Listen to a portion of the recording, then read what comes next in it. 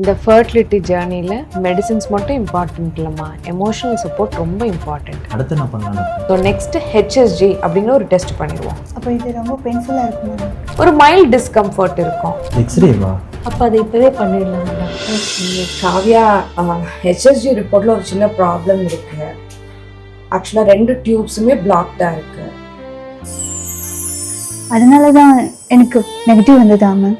ஆமாம், அட்லீஸ்ட் ஒரு டியூப் நார்மலாக இருந்துச்சு, ஒரு டியூப்ல அடப்பு இல்லாமல் இருந்துச்சுன்னா ப்ரெக்னென்சி சான்சஸ் நேச்சுரலாக நிறையா இருக்குமா. பட் நமக்கு 2 டியூப்மே பிளாக்டாக இருக்குது. ஸோ நேச்சுரலாக ப்ரெக்னென்ட் ஆகிறதுக்கு வாய்ப்புகள் ரொம்ப ரொம்ப கம்மி. அப்போ நான் ப்ரெக்னென்ட்டே ஆக முடியாதா? அப்படி இல்லை, நேச்சுரல் கன்செப்ஷனில் தான் ப்ராப்ளம் அப்படின்னு சொன்னேன்.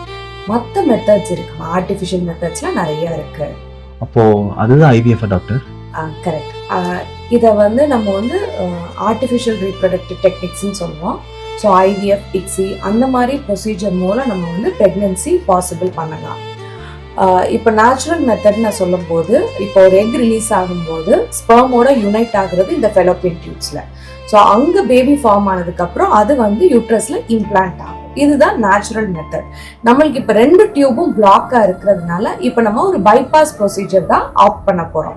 அந்த ப்ரொசீஜர் நம்ம என்ன பண்ணோம், ஆர்டிஃபிஷியலாக எக்ஸை வெளியில் கலெக்ட் பண்ணி ஒரு பேபி செஞ்சுட்டு அந்த பேபியை யூட்ரஸில் இம்ப்ளான்ட் பண்ண போகிறோம். நம்ம இந்த ஃபெலோப்பியன் டியூப்ஸை பைபாஸ் பண்ணணும்.